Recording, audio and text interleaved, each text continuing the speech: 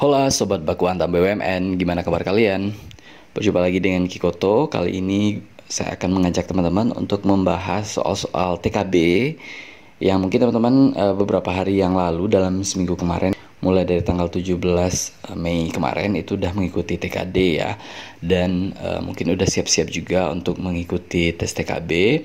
Dan kali ini saya akan mengajak teman-teman untuk membahas materi-materi TKB, yang mana materi TKB ini sudah sangat menjurus ke bidang yang teman-teman tuju ya. Kalau misalnya teman-teman yang menujunya ke marketing ya, TKB-nya tentang marketing, menujunya ke akuntansi dan manajemen, maka TKB-nya juga terkait akuntansi dan manajemen. Kemudian teman-teman yang terkait IT juga TKB-nya juga terkait IT. Dan juga ada TKB yang terkait dengan bahasa Inggris atau TOEFL ya. Kemudian selain TKB juga ada tes wawancara. Wawancara itu dengan HRD yang wajib, kemudian dengan user. Usernya itu bisa beberapa level, ada yang cukup satu level aja, artinya langsung dengan direksi. Ada yang 2 level dari senior manager, kemudian direksi. Ada juga yang 3 level, yaitu dari atasan langsung kalian, senior manager, kemudian sampai ke direksi dan sebagainya. Itu tergantung dari perusahaannya. Dan kali ini saya akan mengajak teman-teman untuk membahas soal-soal TKB tentang banking atau perbankan. Jadi ini valid banget untuk teman-teman yang melamar untuk seluruh posisi-posisi yang ada di perusahaan perbankan.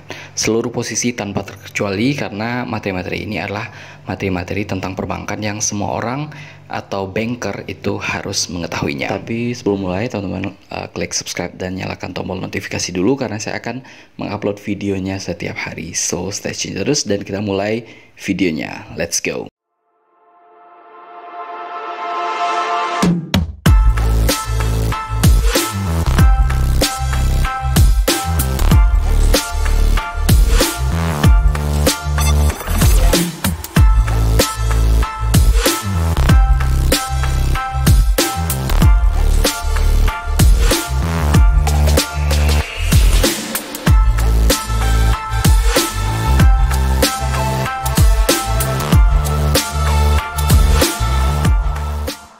Kemudian nomor 10, alokasi dana yang telah berhasil dihimpun oleh bank dapat ditempatkan dalam bentuk-bentuk di bawah ini kecuali bla bla bla. Nah, ini dana yang sudah dihimpun.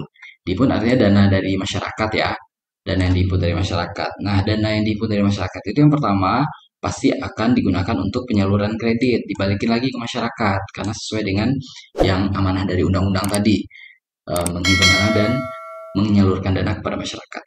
Kemudian yang kedua digunakan untuk investasi. Jadi bank itu tidak hanya mengandalkan penyaluran kepada masyarakat, tapi juga berinvestasi misalnya ke bidang-bidang usaha atau industri-industri tertentu yang mungkin memberikan return atau pengembalian yang bagus untuk bank. Itu nantinya akan meningkatkan pendapatan dari bank. Kemudian yang ketiga adalah untuk cadangan likuiditas. Ini adalah dana darurat lah, kayak buat jaga-jaga gitu. Dan ini bentuknya uang tunai dan ini disimpan oleh bank di tempat lain, biasanya di Bank Indonesia ataupun di bank lain gitu ya. Jadi kayak kita lah nyimpan uang di bank itu buat jaga-jaga, jika suatu saat kita butuh bisa langsung diambil. Makanya di sini istilahnya likuiditas. Jadi bentuk itu uang. Dan yang salah itu berarti yang B ya, falas. Jadi bank itu tidak mengkonversi uang nasabah.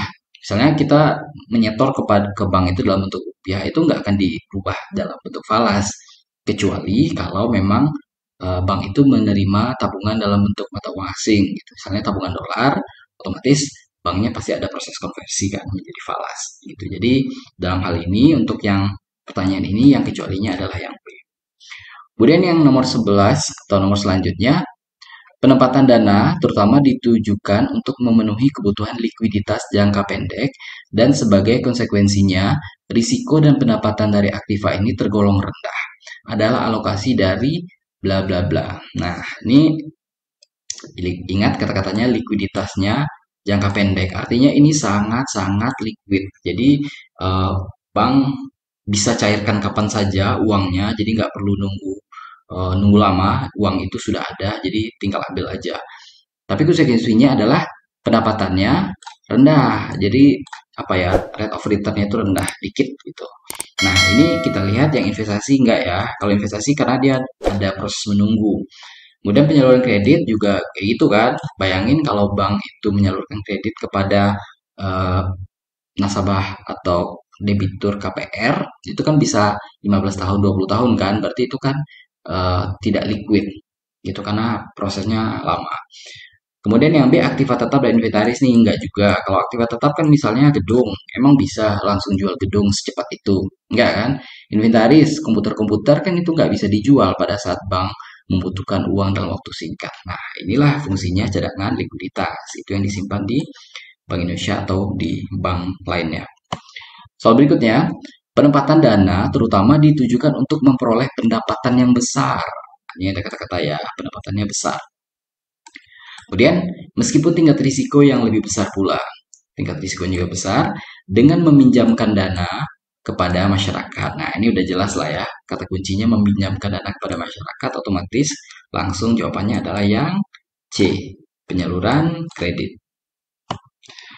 Nomor selanjutnya, penempatan dana terutama ditujukan untuk mendapatkan pendapatan yang lebih besar lagi. Itu ya, dengan menanamkan dana dalam bentuk surat-surat berharga, jangka menengah, ataupun jangka panjang, atau berupa penyertaan langsung pada badan usaha lain. Jadi kalau misalnya surat-surat berharga berarti banknya misalnya apa ya menempatkan di bank lain gitu ya.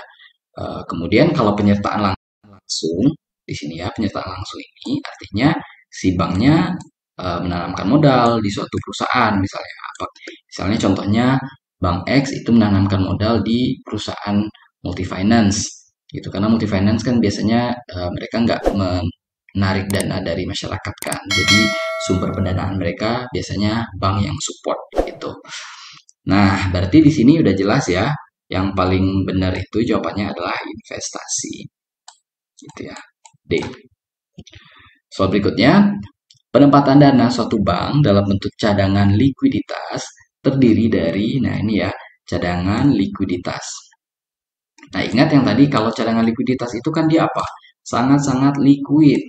Sangat-sangat liquid itu gampang cairnya gitu, nggak pakai nunggu lama sampai acara bertahun-tahun kayak itu nggak. Jadi cepat itu dari dalam hitungan hari itu sudah bisa langsung dicairkan.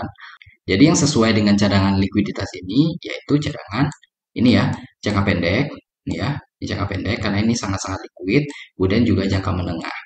Kenapa tidak ada jangka panjang?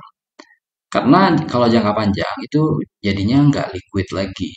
Kalau jangka panjang kan periodenya bisa di atas 5 tahun kan, kayak gitu. Jadi itu nggak liquid lagi. Jadi untuk cadangan likuiditas itu jawabannya adalah A, yaitu jangka pendek dan jangka menengah. Soal berikutnya, jenis pembuanan suku bunga kredit, di mana pembuanan bunga setiap bulan tetap. Jadi suku bunga nih ya, kita ngomong suku bunga kredit, pembuahannya setiap bulannya tetap, gitu. Tetap setiap bulan dari jumlah pinjaman. Kemudian pokok pinjaman setiap bulan dibayar sama, sehingga angsuran setiap bulan sama, gitu. Jadi bunganya sama setiap bulan, kemudian pokok yang dibayar juga sama, kemudian angsuran setiap bulannya pun sama, nggak berubah-ubah.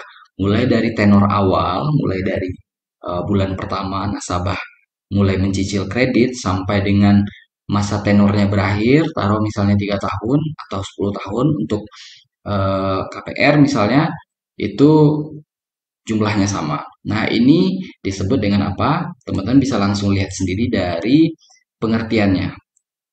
Ini ya, flat rate. Nah, flat itu artinya kan datar gitu ya. Flat aja. 20 flat aja sih gitu kan. Kalau flat berarti datar. Nah, itulah dia yang sama setiap bulan. Kalau floating rate itu dia bisa naik turun gitu. Naik turun itu tergantung suku bunga Bank Indonesia atau suku bunga yang sedang berlaku gitu. Jadi yang nomor 15 ini jawabannya adalah A. Nomor selanjutnya, aset perusahaan yang tidak dapat didepresiasi adalah bla bla bla. Nah, teman-teman harus tahu dulu ya istilah depresiasi. Depresiasi itu artinya penyusutan. Penyusutan atau bisa juga istilahnya apa ya? Amortisasi bisa juga. Amortisasi itu pokoknya penurunan nilai lah intinya depresiasi itu. Nah, Di antara aset perusahaan ini yang tidak bisa diturunkan nilainya yang mana? Nah, kita lihat satu-satu dulu. Aset non finansial. Non finansial ini contohnya misalnya bank itu punya aset berupa software yang dia beli dari perusahaan di luar negeri misalnya.